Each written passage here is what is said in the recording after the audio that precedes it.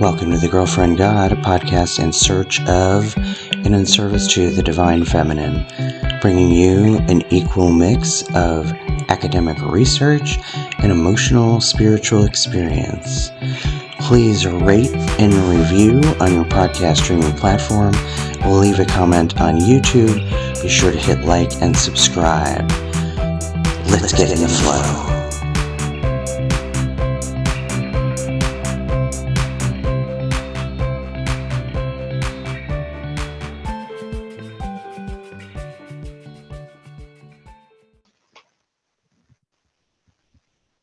Welcome to The Girlfriend God. Today, I have Abigail Mensah-Bonsu. Did I pronounce that correctly? You did. Awesome.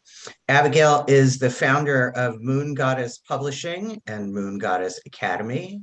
She is a feminine leadership mentor, a goddess activator, and a multidimensional healer.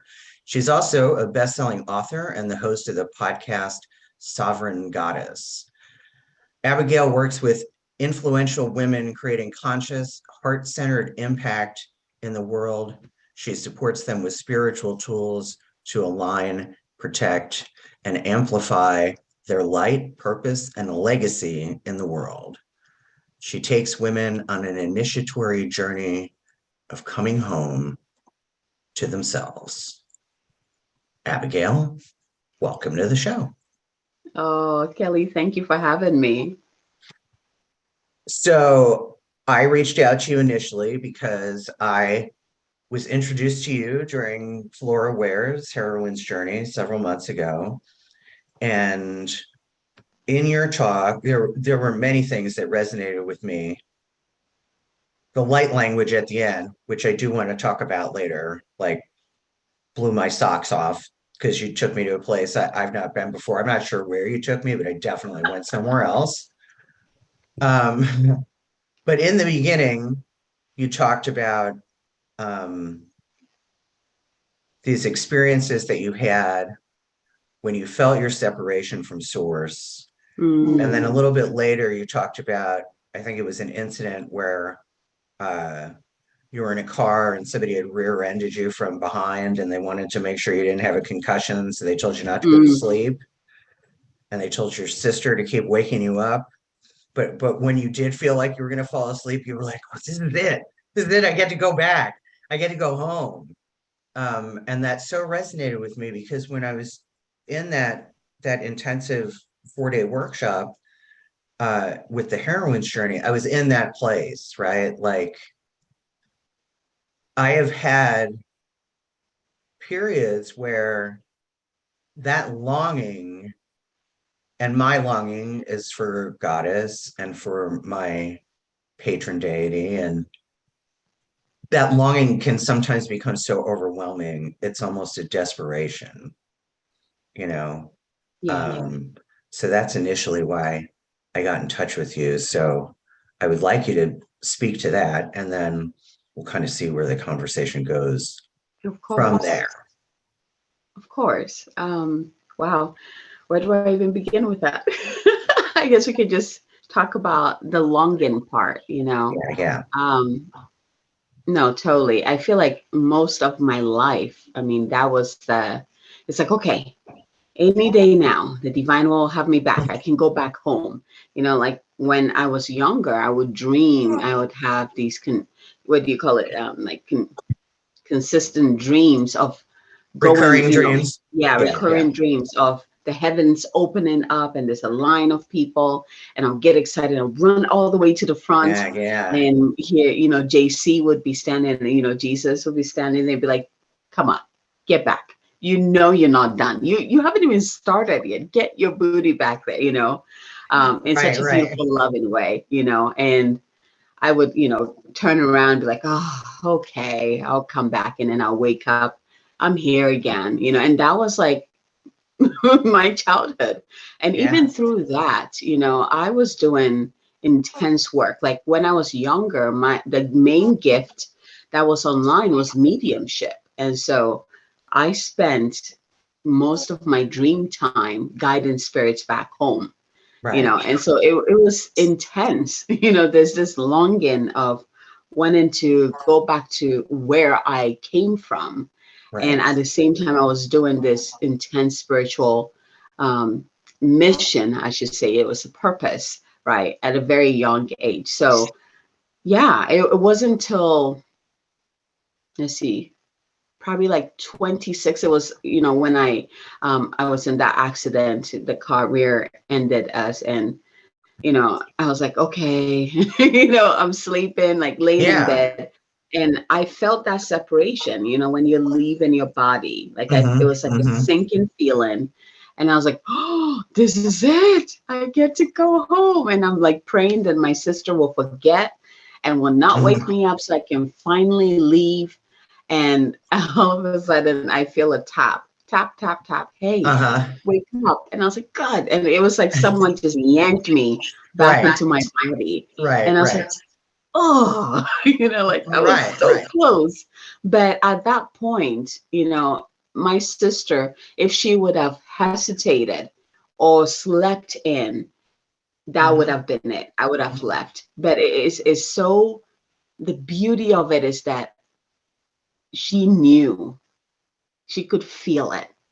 And Mm-hmm. even the way she came in, like I didn't hear her coming into my room, Mm-hmm. opening the door. All I felt was the tap, and it was like a yank back into my body. And I was like, Right. oh, she knew. It's like I was meant to come back. And so from that day forward, I was like, okay, divine, I'm here. I guess I'm here to stay. Right. I Right. have a purpose. I have something to do. So please help me out because I don't know where to start. Show me where I need to start. And I had this pact with the divine that if I'm going to stay here, then you're going to help me create the best life I have ever Right. lived. Right. Right. It's like, that's how it's going to be. And for me, it's huge because this is my last, and I say this is my last lifetime on earth. I've been here so many times, You know, so many I times. have often felt that. I don't know how many times I've been here. I feel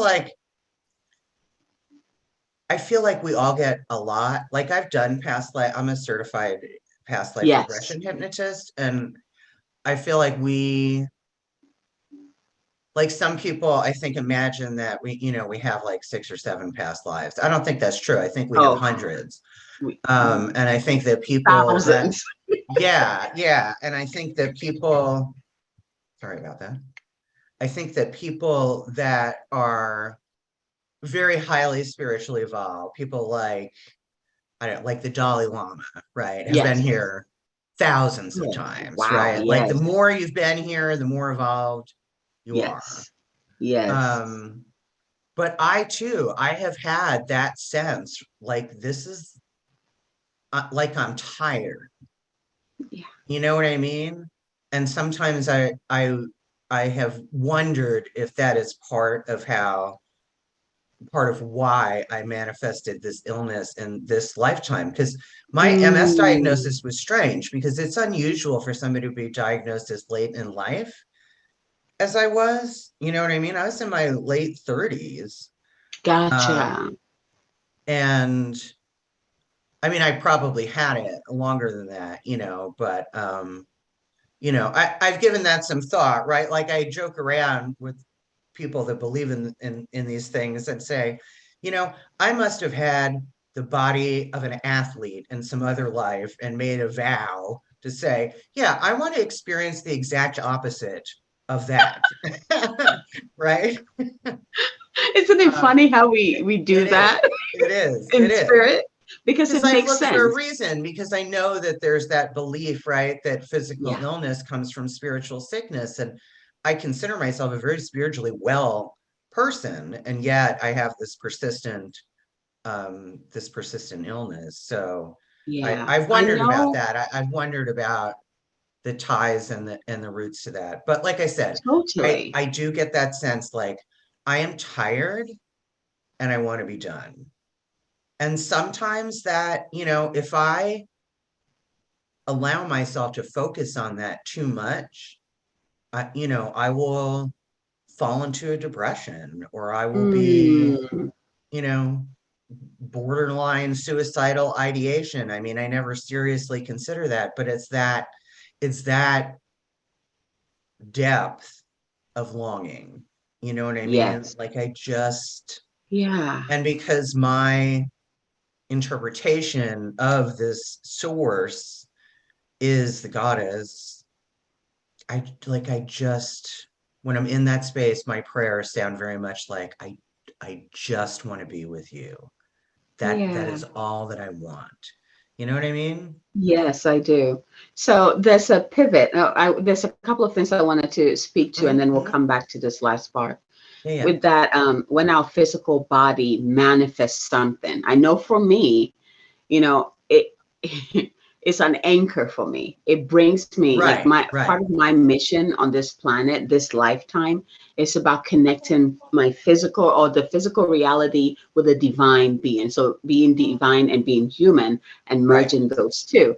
And so right, for me, it's like bringing me present into my body so I don't leave my body, because right, that was right, the entire first part of my life where my spirit was hanging around here and my right, body was right, just doing its usual thing. So it's the anchor. It brings you into your body, so you're like, I am present here. right. I can feel my body. I am here. I'm having the human experience.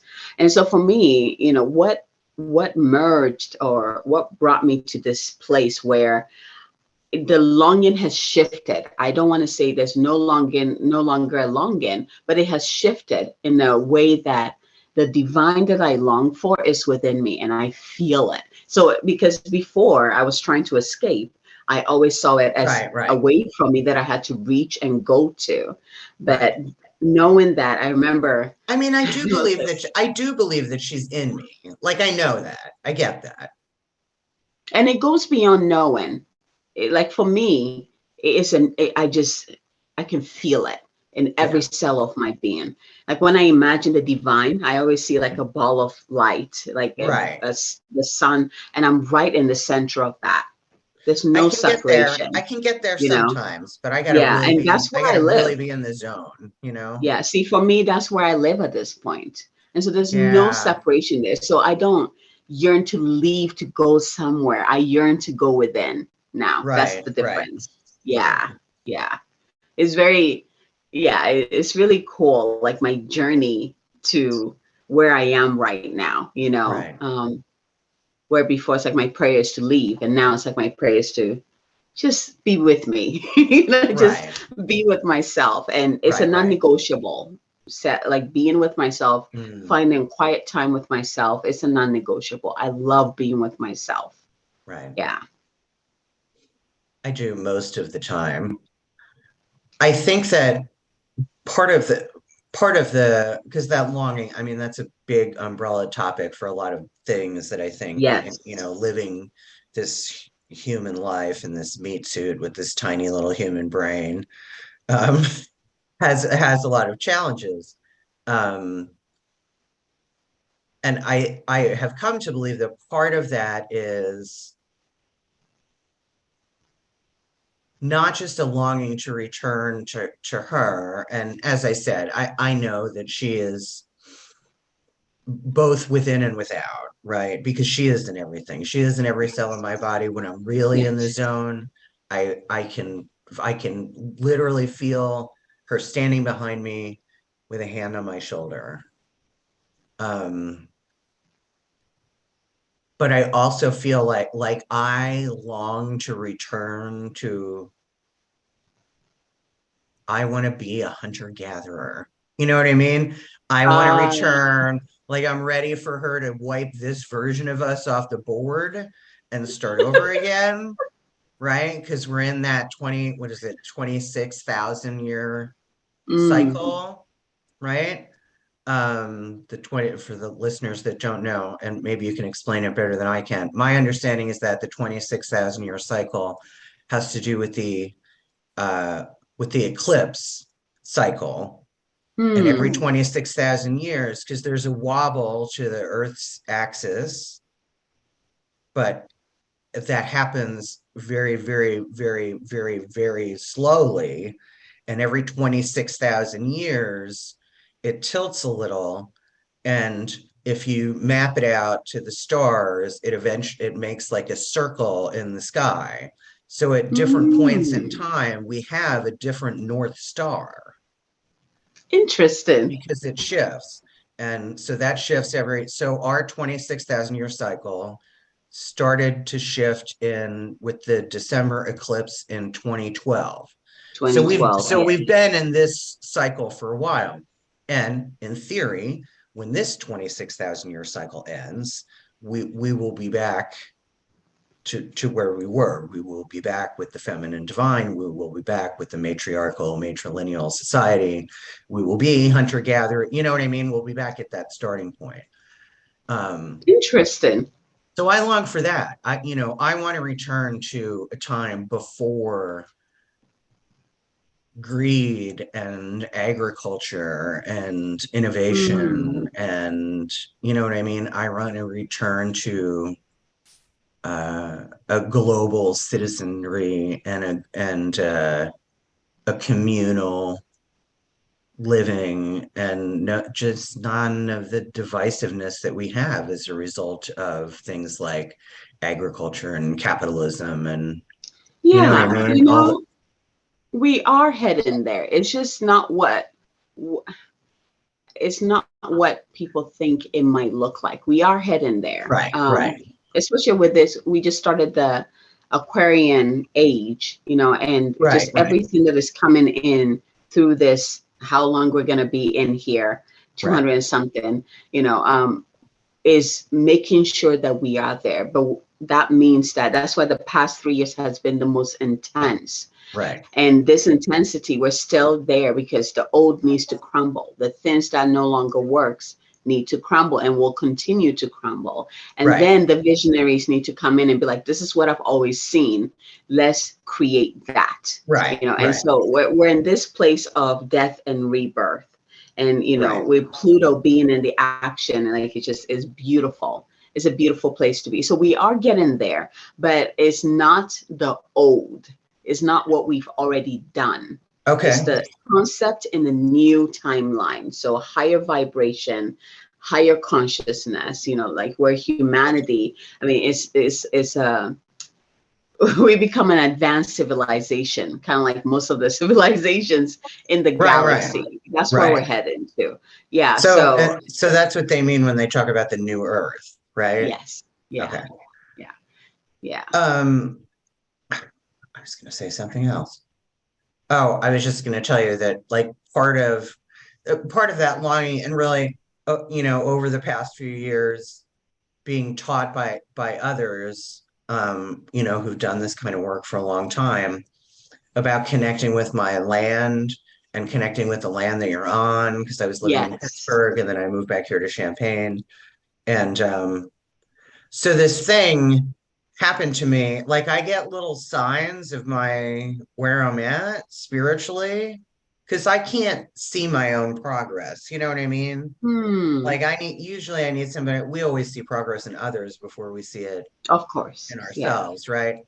But I distinctly remember I had a friend pass away last year, and I was the one that I organized his funeral, right? So driving out to the funeral home is this little town, like, out in the country.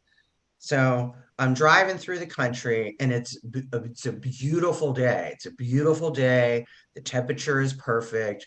I'm in my car. The stereo's up. I'm in a good place. And I'm driving through the cornfields, and I come around the corner, and they're doing some kind of construction. I don't know if it's on the sewer or whatever, or maybe they're putting in one of the wind turbine things. I don't know. But I come around the corner, so I see, this earth moving equipment and all the orange cones, and I wept. Like, I wept for the earth. That is a thing I've not done before. And I had that moment, right, where I was like, well, this is a thing I do now. You know what I mean? Yes. And then around that same time, I started to have similar reactions to like I always thought there was something wrong with me when I heard in the news about some tragedy in another part of the world. My reaction was always like, that happened over there. I don't know anything about that. I Mm, don't know anybody that's over there. So that has shifted. And like I heard about something and it wasn't far away. It was like, I don't know, Europe or England or something. I don't even remember what it was. But hearing about it, it was so tragic that I wept for humanity because it was like an act of senseless violence. You know what I mean? yeah, yeah, And I never used to yeah. weep. Weeping for humanity and weeping for the destruction of the earth, that is new. That is new. Mm. You So, know, as I'm listening to you, it's reminding me of there are two types of people. Okay, mhm, in this category, there's the spiritual souls. They're the souls that are tethered to spirit. They are spirit beings like myself. And they're earth people who originate from the earth. They get being human. They love being human. They're the ones that when it comes to manifesting money or creating money, it's so easy for them. Like it makes sense. mhm, If you're a spirit person, mhm. part of your mission, actually a big part of your mission is to learn how to be human, is to be Right, connected to your body, is to be connected to the land, to work with nature. Like it's part of it because you've mastered the other part. That part is, but it's bringing that light and anchoring into the physical right, body, the physical planet. You're here to assist the planet through your frequency. If you're an earth person, of course, you need to master the spiritual aspect of things. You need to lift up and connect to the light and bring the light through as well, which is all right, right, also helping the planet, right? Because we're all anchoring that light that we receive into the planet, which raises the frequency of the right, planet and everyone who lives on there. right. So yeah, like as you're, out and about, there's some people who are like, yeah, I rather meditate every day and, Hmm. be in that spirit. And then you get others like, I love being human. Like I love doing what I'm doing. And, especially in the spiritual community, I think we need to be careful because I tend to meet a lot of spiritual people who are um, not grounded. And it Hmm. doesn't benefit anyone because your light is needed on this planet and Right, you're not connected. And it doesn't also benefit those people because you're here to have a human experience and you're missing out on the right, whole thing, right, right? So right, eventually, there's something that comes in that like pulls them into their physical reality, pulls them right, into their body, so they have no choice but to be present. And right, those experiences can be painful sometimes depending on how far you've been distanced from your physicalness, your humanness, right? right, right, It's whatever it takes to bring you here. So it's like, hey, this is why you're here, wake up to that and right, get to work, right, right, where I feel like the earth people awakening to the spiritual side, right, is right, this, it is an awakening. When we hear humanity is awakening, we're talking about the earth because it's like this realization of, oh, there's more than right, just what I'm seeing, just what I'm smelling, just there's right, more than right, my senses. There's so much more and it's so expansive, and they right, tap right, into that. I mean, it is a powerful place to be able to merge those two and right, operate from that place, right. But Well, yeah, and I listening to you and I reminded me of that. and I think I told you when I spoke to you initially that my therapist was the one who said, it's easy to be on the spiritual mountaintop when you just hang out at home all day and chatter to your goddess and but you have to like go out in the world and be with Yes. other people. Yep. So I do that, and I find that the tide is turning. I used to be, I used to be. I'm like a social introvert, right? Like I'm really good in social situations, but like internally, I'm like, I just want to fucking go home. Um, so, I'm the one who's like, I usually resist and then I uh-huh. go and I have a blast and then I come home and I'm like, God, I'm exhausted, That's how my wife is. That's how my wife is. Yeah. She's a big resistor, but then once she gets there, she's fine, Yep. which is fun. And I'm usually the opposite, right? I'm like, oh, I want to go. It's going to be so much fun. And then I get there and I had way too many expectations. And then I'm like, this sucks and I don't want to be here. But in doing that, because I have to practice what I preach, right? Yeah. And what I often preach is it isn't just about me. It is about all of us. So my prayers have shifted to becoming more about, let me be a channel. Let me see other people as you do. Because when I'm in some kind of conflict or I'm judging people, I got to look at that and say, what is going on with me that is causing that kind of misalignment? Because I know that's not who I am, right? Like, at my core, at my essential self, I am loving, generous, and kind. So when I'm walking around the grocery store, like, honey, I don't know who let you leave the house looking like that, but you know what I mean? Like, I got to look at that. If those are the thoughts I'm very aware of my Yes.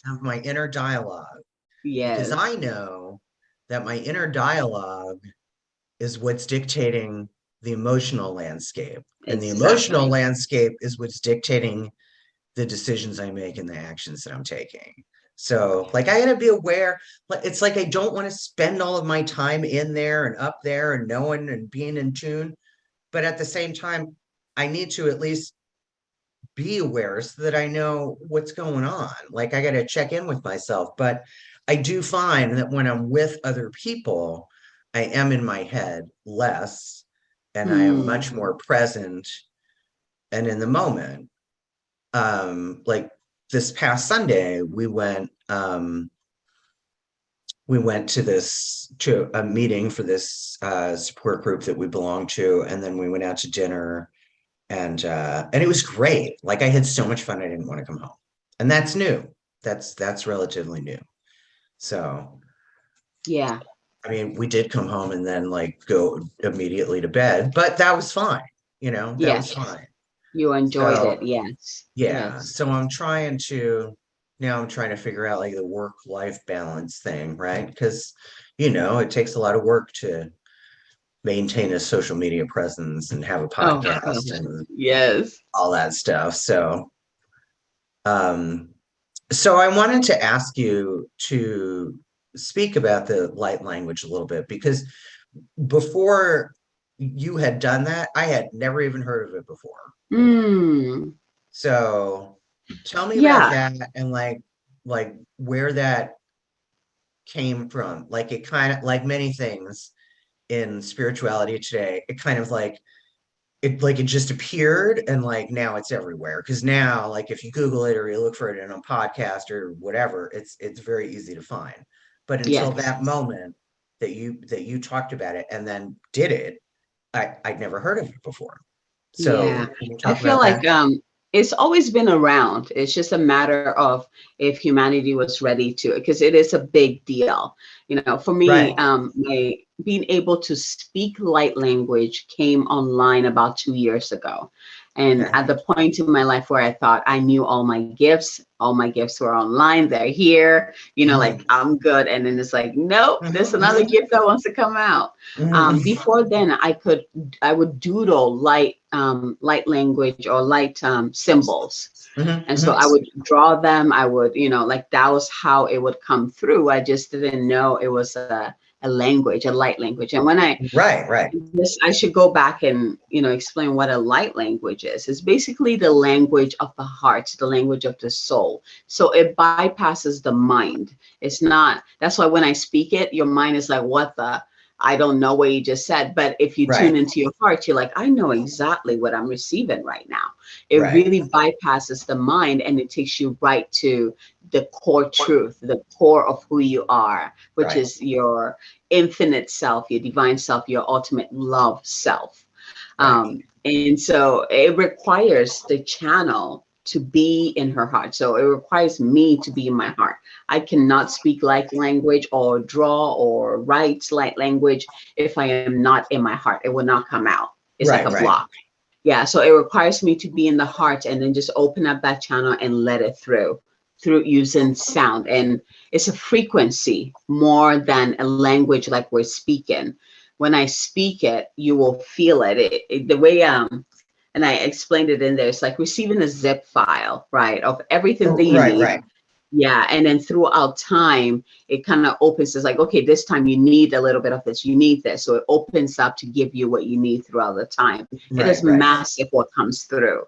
It's not something that I can even be like, okay, this language is for this, because there's so much that pours through, you know, to give to the person on the other side or the group on the other side who are receiving any kind of channeling, like even mediums do the same thing, right? Like part of the equation is the person that's receiving the message, right? It's different avenues, I should put it.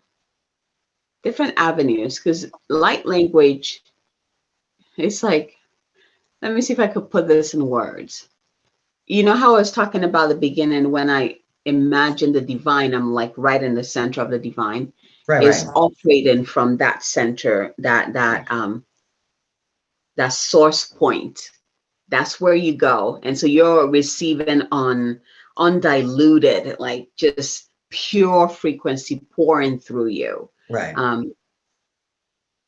Yeah, that's like the best way to put it in words. Okay. Yeah, so let me know if that makes sense. But what comes through is truly beyond you. You have no control over it. It's just not like I'm trying to speak something or make it sound. It's like you have no control over what wants to come through. Now, light language, you know, there's an aspect of it that people know the most, and that's speaking in tongues. People know that part, but they didn't know that that's also light language. It's just, you know, again, it's different. That's been around for, is that an ancient practice? It's the same thing. It's been around for a long time. Yeah. I mean, for a long time.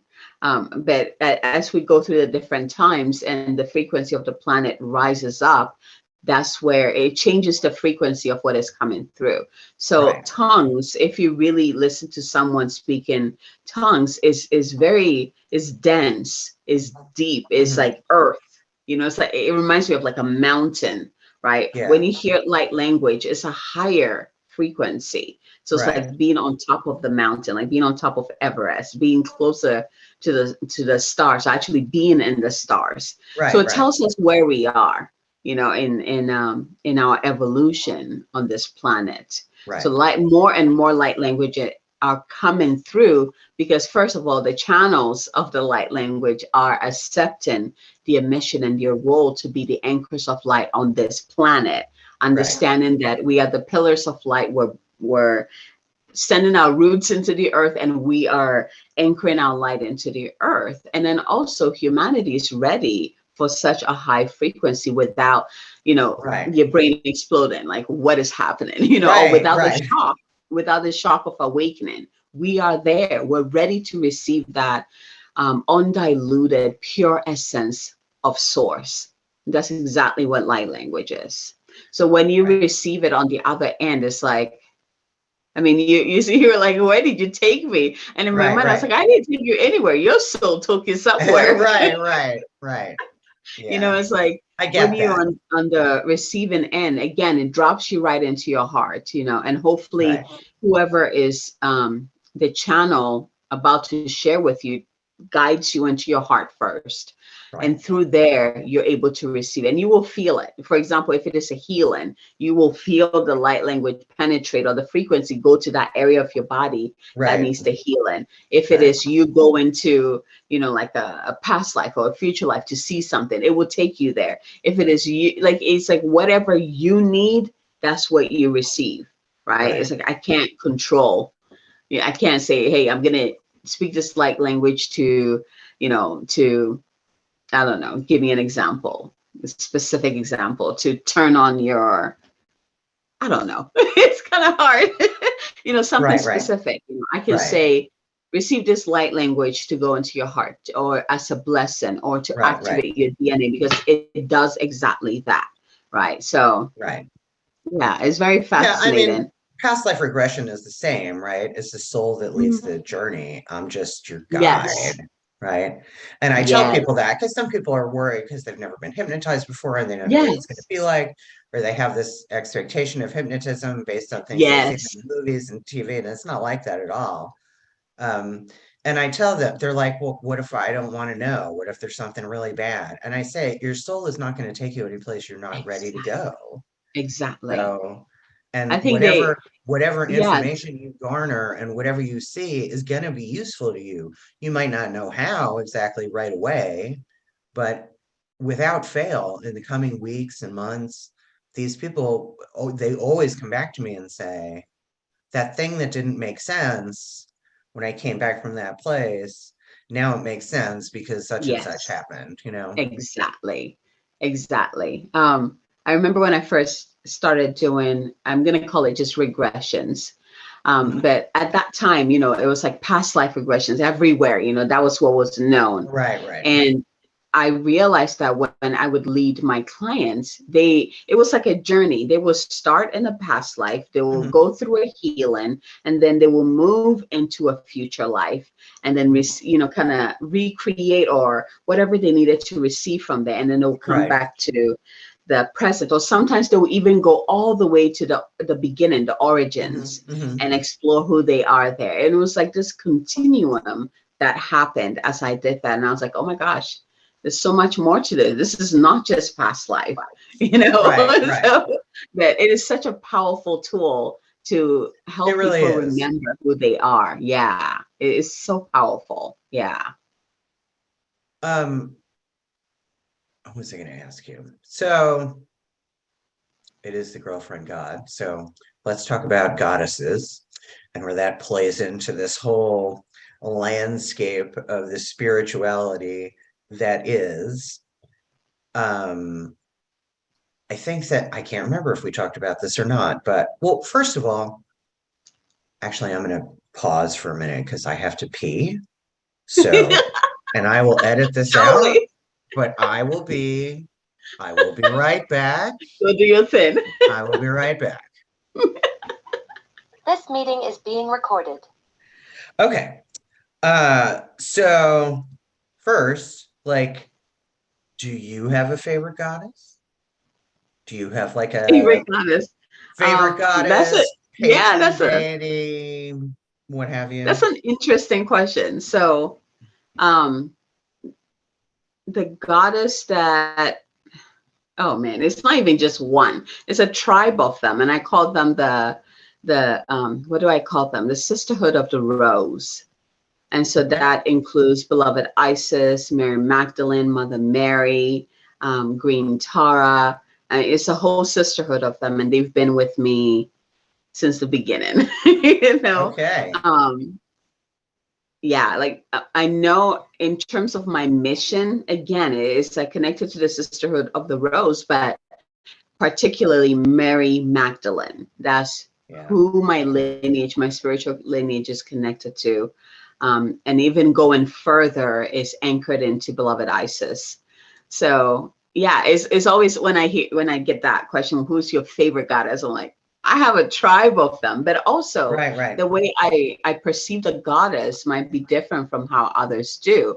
When I tune into the goddess energy or the collective, it is one energy, just like how I experience source.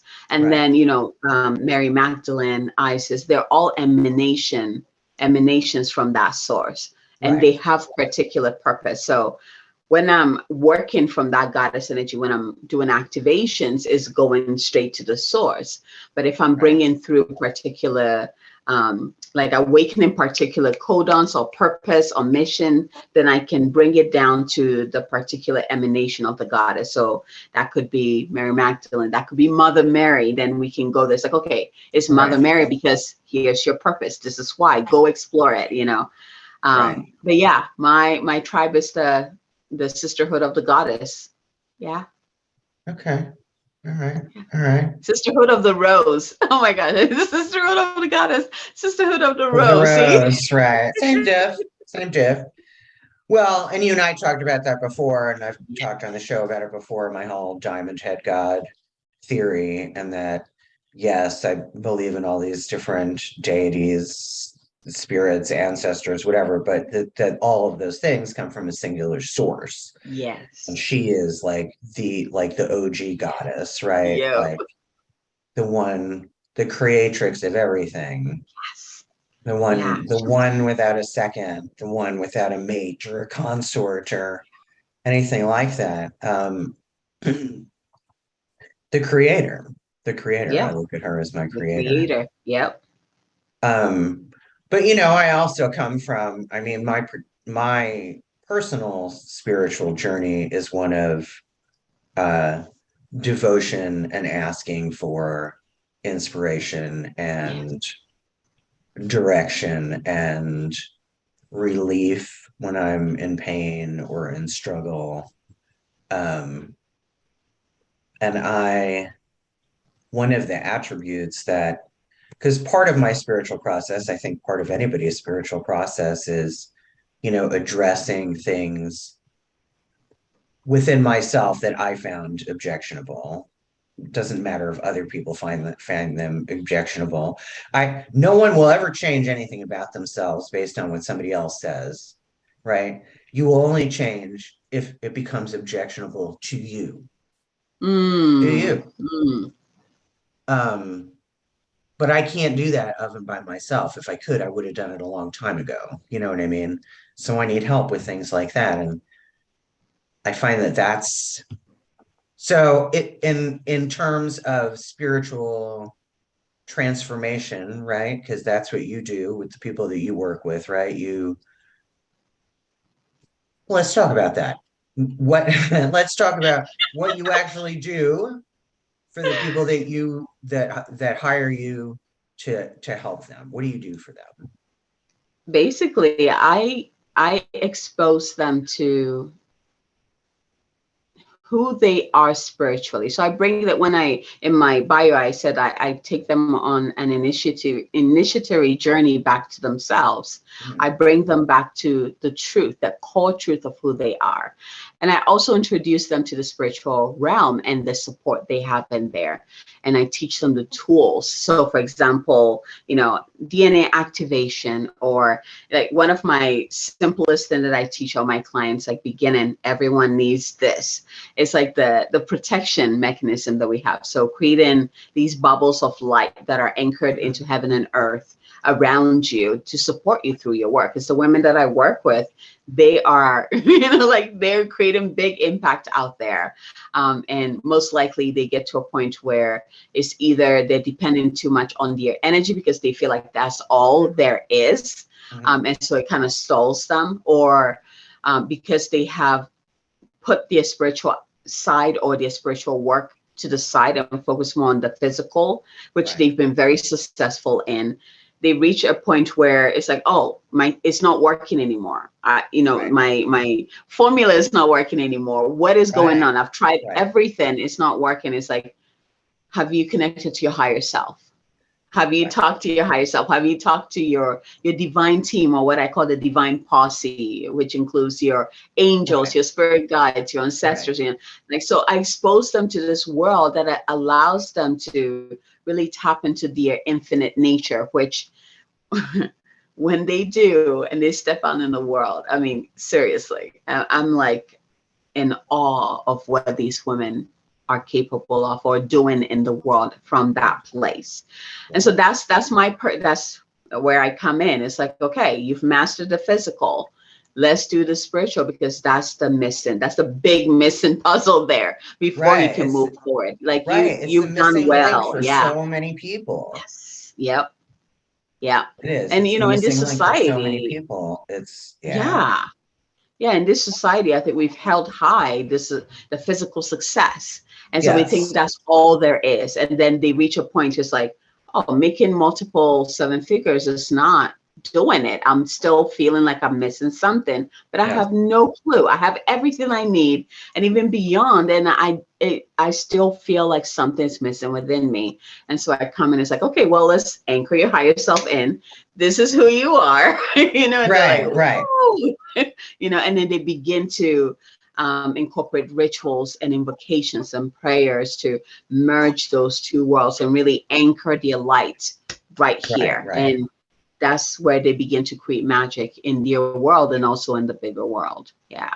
Right. Yeah. I mean, I feel like when we are born into this physical body, right, we all experience that separation, but we don't remember it. Yeah. So we spend our lives trying to remember. Yep. Right. Right.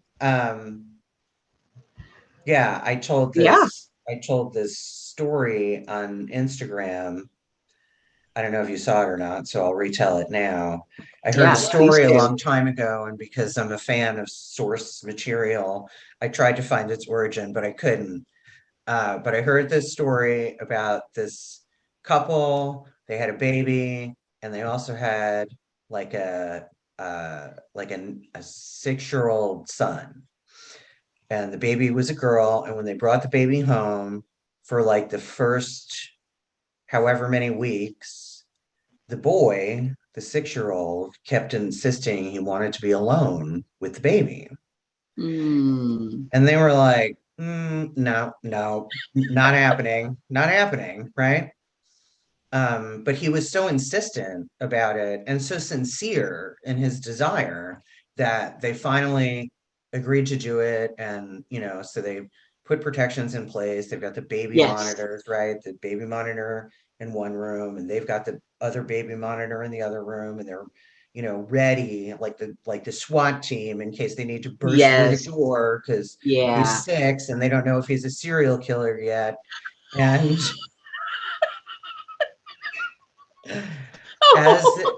as the baby approaches the crib, at first they can't hear what he's saying. And then when they listen really closely, they can hear him. And at first he's saying things, you know, like he's telling his baby sister how much he loves her and that he's going to protect her when she grows up and blah, blah, blah. But then he says to her, help me. I'm starting to forget God. Oh my God. I have help me. I'm starting to forget God. I know. That's an amazing story. That's why I retell it, right? And I think that is how it is for us. That we are one with our creator. Then, you know, we come through the womb canal and splat, here we are. And all of a sudden, and we start to forget. I think we do still remember when we're infants and we're still in the crib. I think we're still connected. We're still dreaming of that. Yep. I also like to think that, you know, before we're born, after that initial life, when we're in the in-between place, right? You know, the transition place between one life and the next. Because I do think there's a transitionatory period. And I think at some point we like, I don't know, we reach a level where we get to decide if we want to come back into another life or go do something else, like go be somebody's spirit guide. It's all dependent on what the soul wants to experience to advance. But I think, you know, in that first life, I think we are also given at least some rudimentary instructions by the angels. And I have this vision in my head of the angels being like, okay, so here's the stuff you're made of, and here's the stuff about your creator, and these are the things you're going to experience in this life. And, you know, and then they push you over a cliff and they're like, oh, and you're not going to remember any of this. Bye. No pushing there. Usually we're going willingly. We're like, yes, we're doing it. It's gonna be great. It's gonna be great. You're not gonna remember any of this. Bye. Exactly. You said they push you off the cliff. By the way, that's hilarious. But you know that I wanted to go back to that story. It's so freaking powerful. Here's the thing: there's been a change in that because the generations, with like my son, Like these kids come in knowing they're not forgetting. This is where we've reached. We've reached a point in our consciousness as a whole that we have souls coming in who know who they are, who know their soul gifts, who will never forget that connection. And because of this, the parents of these kids are invited or maybe even challenged to step it up, because otherwise, if we don't know how to support them, we're gonna make them just like we experienced, where we didn't have the support, so we have to shut it down. And then eventually, as we're growing, we met someone who helped us to open it or be like, hey, you're not weird, it's actually normal. Right. And that's where we are. It's like, my son has me and his dad, and we get it, and we can truly hold the space for him to be all that he knows himself to. Like, that's mind-blowing, and so this is where we are right now. But if you look, like, our generation and going back, we didn't have that. It's part of coming down the birth canal. It's like I'm seeing this like from my experience coming out, because I remember that, like, like it's almost like you have the feeling, and it begins to fade slowly, and that's where the fear comes in. That's where, like, for me, I felt really cold. The further away I got from my origin, and it was like freezing cold, and then I dropped in, and I was like, nope, I don't want to be here. Like, why did I leave? But as I was coming down, like I was talking before, it's like your soul knows, why you're coming down. You're excited. You made the entire plan. You know who you're going to connect to at one point. You know what you hit. Like, all of that is clear. And then you start to come down, and you start to really experience what you knew already. And like, I don't know about this. Like, wait. It's like, wait. Or there's some that will come down. But again, it is part of the human experience for our generation, not my son's generation and moving forward, that it was part of our journey to remember. That was just part of it. And, my son's generation is like, oh, I remember. I'm here to help you remember, whether you like it or not, because you should have remembered by now, but also to raise, to truly help us create that new earth, or that vision of this way of living that is just supportive to the human soul and heart. So their job, it blows my mind. Like, their generation, when I tap into their collective and their mission, like, it's unlike anything that we've experienced on this planet. And it is beautiful, because it means that we've done the work to be able to create a foundation for them to come in. It's just, like, I get so excited when I talk about this. Right. And I do feel like our generation, and perhaps the millennials, the generation after us, like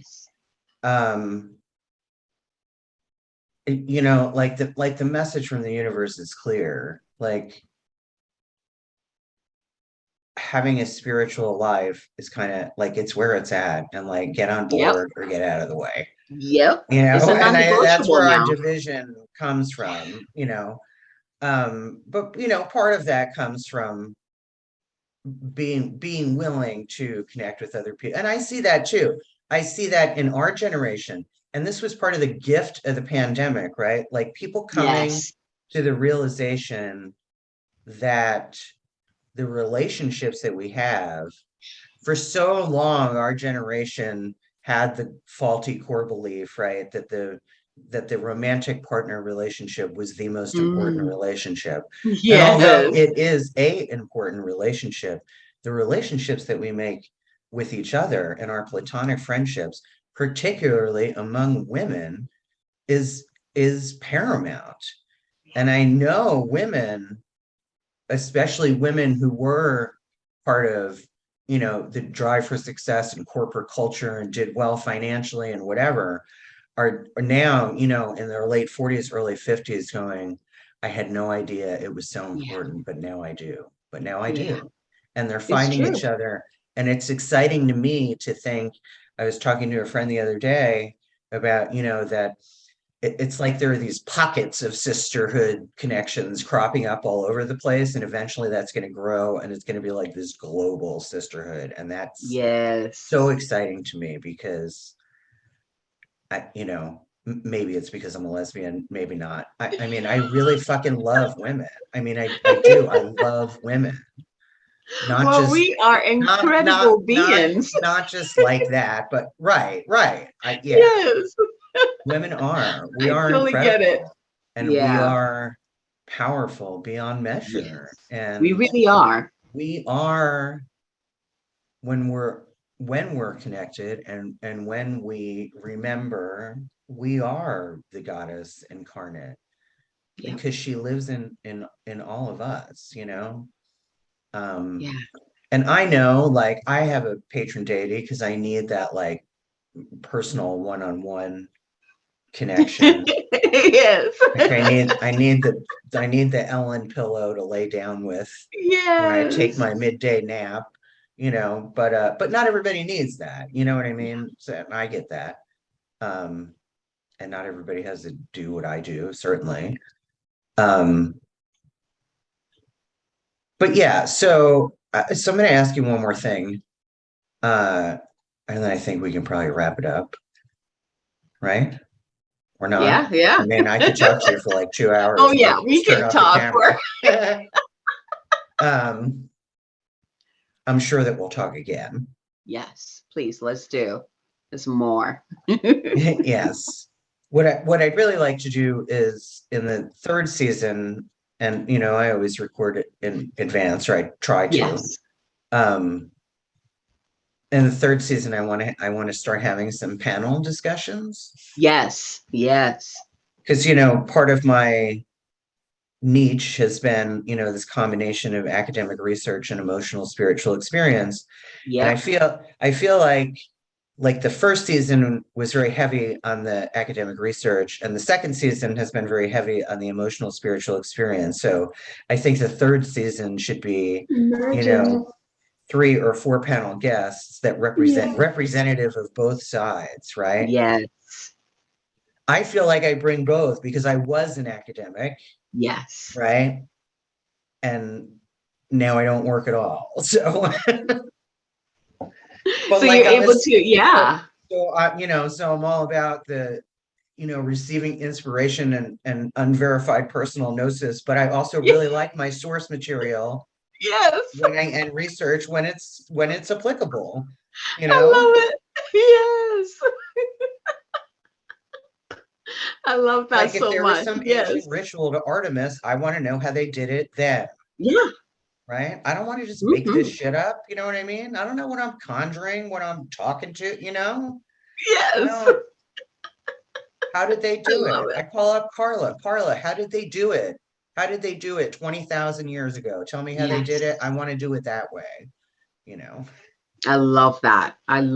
Yes. But yes. I'm also, spiritual.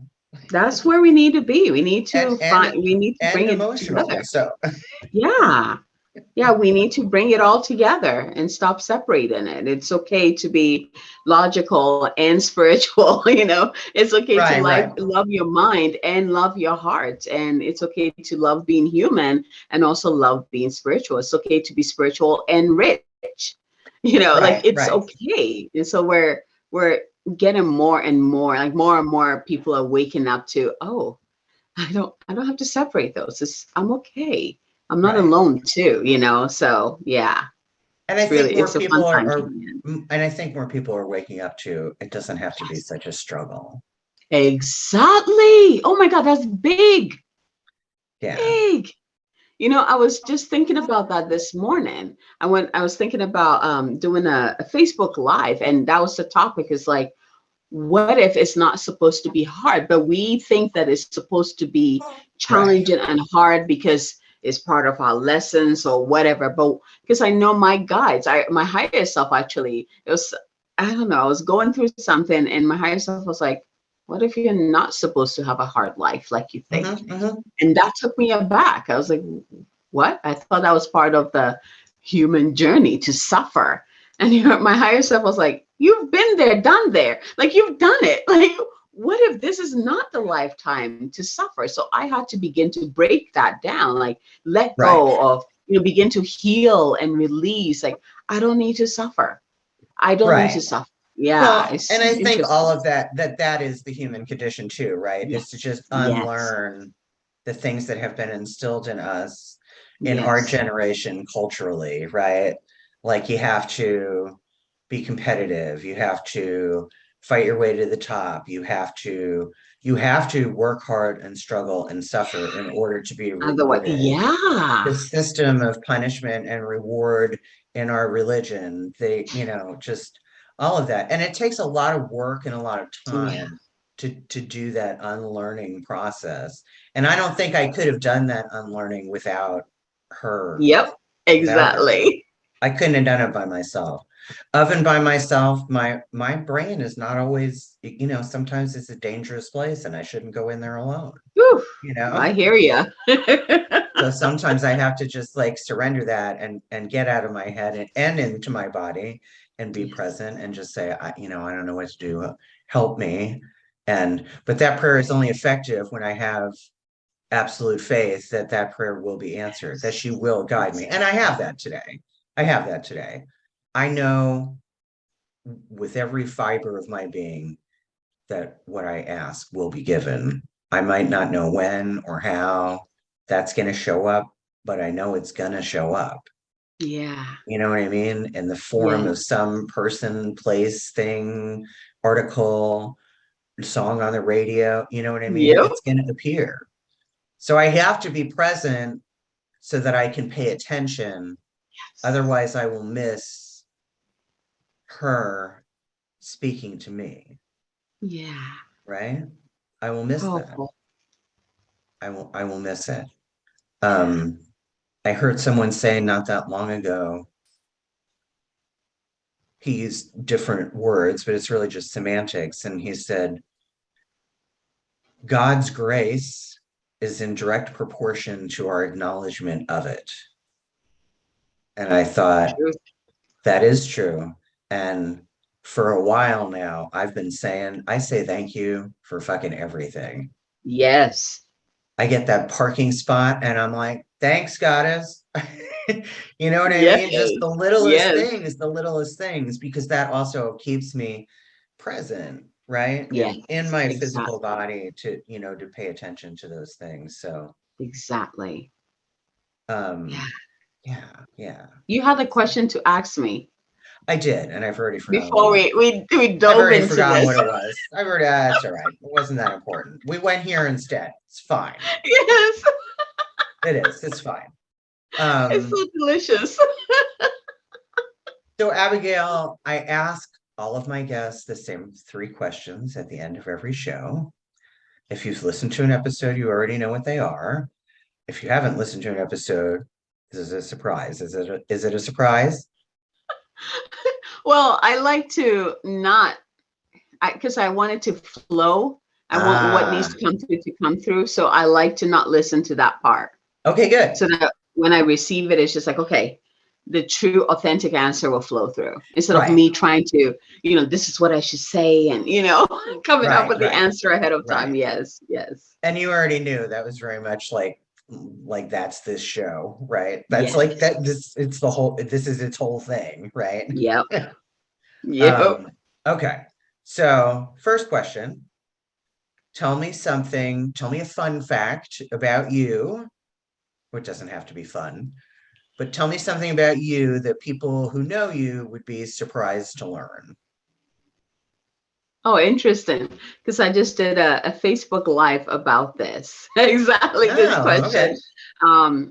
I am, most people tend to see me as, oh, she's all, goddess energies, all about goddess, all feminine. That's where she operates. And what usually surprises them is also how logical I am. I mean, I'm a Virgo, just like you were talking about, like the research, like knowing the origin, like I love those. I love my mind as much as I love my heart. I love my logical self as much as I love my spiritual self. Yeah. I've never heard it put that way. I'm going to start saying Yeah. that. I love it because it's a beautiful balance. The way I explain it is like, oh, and I also say I love my feminine as much as I love my masculine. They're both within me. You know, the divine feminine allows me to receive the seeds and the vision, the big vision. But without my masculine side, it would just stay that way. My masculine side is like, here's the plan. Let's put it forward. Let's move. So it allows me to go forth and create it. So I cannot choose one over the other. I love both of them because they're meant to work together. So yeah. Yes, I am as logical as I am spiritual. Okay. So the second question, current favorite television series or movie. Oh, let's see here. Oh man, let's see here. I have so many. That there's so much good TV on right now. Oh my God. Okay, so I love Korean, what is it called? Like Korean shows. And I just finished a series called The Alchemy of Souls. It was so good. Okay. Oh my God. So yeah, it's called Alchemy of Souls. It's just, oh my God. I was like, no, don't let it end. I want more. Is it on Netflix? Yes, it is. Yes. Okay. Is it anime? No, it's what do you call it? Live? Like people. Okay. Yeah. Okay. Yeah. Like live action. Is that what they call it? Like a reality show? No, so it's not anime, it's not animation. It's like real people acting. Okay. Yeah. That's just it's just a regular show. I don't know why I was trying to turn it into something it's not. But it's like fantasy, so it's very beautiful. The colors, that culture in general is beautiful. So that you can really feel and be in the essence. It's just such a beautiful production in general, and is powerful. Like I love spiritual kind of shows, and this one is like, whoo, yeah, you'll love it. Check it out. All right, good. This is where I ask us this because I'm just looking for recommendations, really. Because we watch a shameful amount of television. It's okay. Yeah, it is okay. It is okay. Yes. Took me years for that to be okay, but it is. It really is okay. I find so much inspiration, Me too. It's really, me too. I've watched so many shows and movies, and I'm like, especially with the way we think and how we're connected, we see more than what is being presented. We can really tune into the story and like see through it. It's a different experience, Right. Yeah. So I got you, sister. I get it. And being a very visual person, since there's so much good TV that has high production value, like I'm really into the cinematography of what we watch, and like I'm always like on my phone, like looking up where it was filmed. Yeah. It has really beautiful landscapes and So like Lord of the Rings, I can't get enough of that landscape. Yeah. And also, what is that? Why am I The Witcher. Yeah. The Witcher. I love that show. I relate so much to him, just being the bridge between the two worlds. Like, yes. Yeah, I have chills. Okay. And final question. If your life were a movie, what would be the theme song to the soundtrack of your life?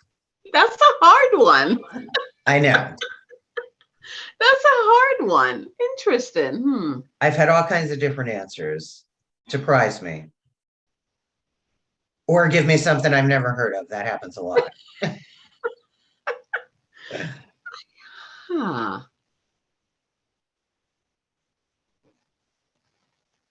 And it has to, it's representative of like your whole life, or at least your whole life up to this moment. See, that's what makes it hard. Yeah. I don't know if I can find one song that can represent my whole life, even now where I am. Yeah. Oh man. Oh, just try.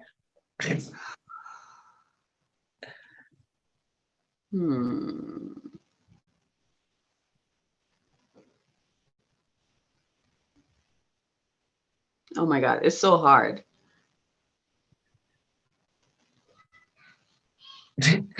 What good song? This is the hardest question ever. So some of the answers I've been given in the past were Gloria Gaynor, I Will Survive.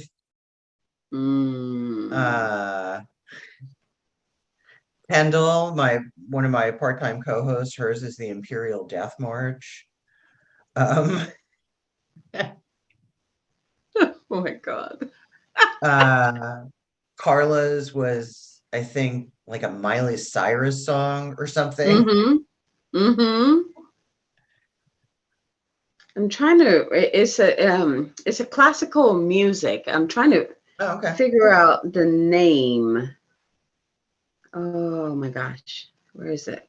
I'm like looking on my Spotify list right now. Oh. I look at you and I think of, what is it called? The Carmen. Okay, now I'm looking on Spotify. That's a good question. Now I'm gonna be like looking on my playlist, being like, what represents my entire life? Because I do a playlist every year. Like as I'm moving through the years, the songs that move me or stand out I'll add it to my playlist. Yeah, but I haven't looked at one song that covers my entire life. You gave me an assignment. I'm gonna see if I can find it. I was thinking of this song. Wait, is it really?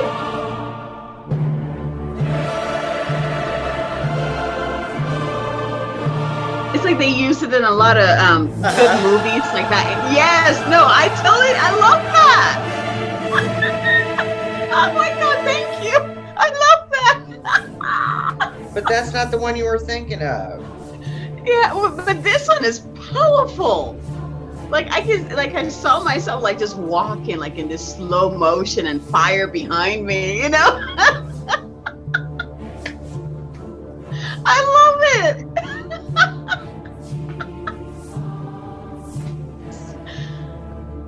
So the Carmen Burana, which I believe, well, obviously it's been in a bunch of movie soundtracks, but yes.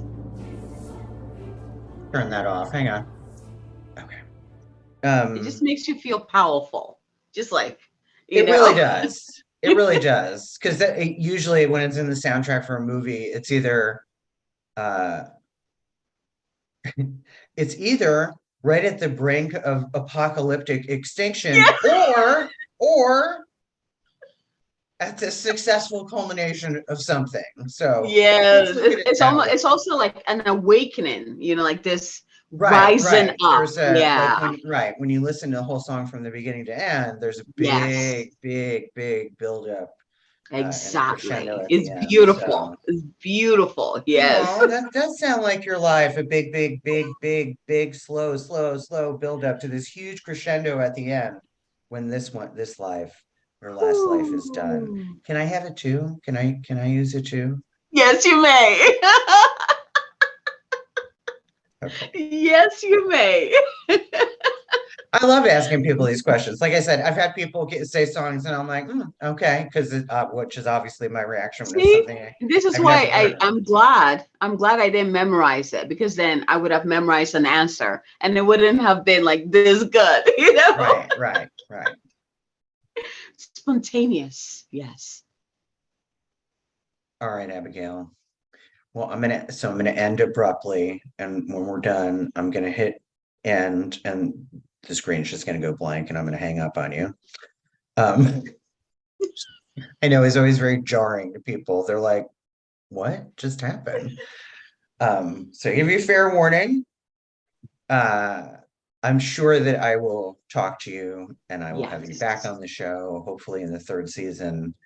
Like I said, I'll do some of those panel ones, but unbeknownst to you, once you've been on the show, then you automatically are initiated into my sisterhood. So now you're kind of now you're kind of stuck with me, and you're part of the, Team Kelly support network when I have existential crises. You are now someone who I will call and be like, you got to bring me back, because I'm like off way in Danger Bay, like danger, Will Robinson, I'm in crisis, and you got to reel me in. I love that. But yes, thank you so much. It's been really great, and exciting. It's fun, and I was really excited to have you on the show. I told you you were the first guest to like want to meet with me beforehand and like check out my vibe. I'm surprised more people don't do that. But I get that, because my wife was like, why does she want to meet with you beforehand? People don't usually do that. I'm like, that's interesting. I think she just wants to, see if we vibe. And I said, and I don't blame her either. I should do that. But I've had such good luck with the people I've asked. Yes. Right? Like the right people have come at the right time. So yes. I know if somewhere down the road I have a bad experience, maybe I'll start doing that. But so far it's been you do your thing. I'm used to most of the podcasts that I've been on are like that, where we connect first. But again, it's just like some of them we just hit it off. So we'll just do like a messenger thing with our voice, and we hit it off and we just meet. But we still do some kind of introduction thing where we feel each other, and then we move into it. So I was like, oh well, so that was new to me, as it was to you. Right. It's like, she's not asking to meet first. I just, I trust my goddess. I trust she's bringing me the right people. So I love that. So thank you. And let me know. Yeah, let me know when it's live so I can promote it. Okay. Of course I will. Yeah, I'll send you a copy of the video and all that stuff. And just for our listeners, Abigail, everything, all of your contact information and your website and where people can find you online, all of that is in the show notes, both on all the audio podcast sites and on YouTube. And so thank you again. And may the peace and the love of the goddess be with you. And to you as well, sister. All right. I'll talk to you soon. Sounds good. Bye. Thanks for watching or listening. If you want more of The Girlfriend God, you can find The Girlfriend God and The Girlfriend God podcast on TikTok, Instagram, and Facebook.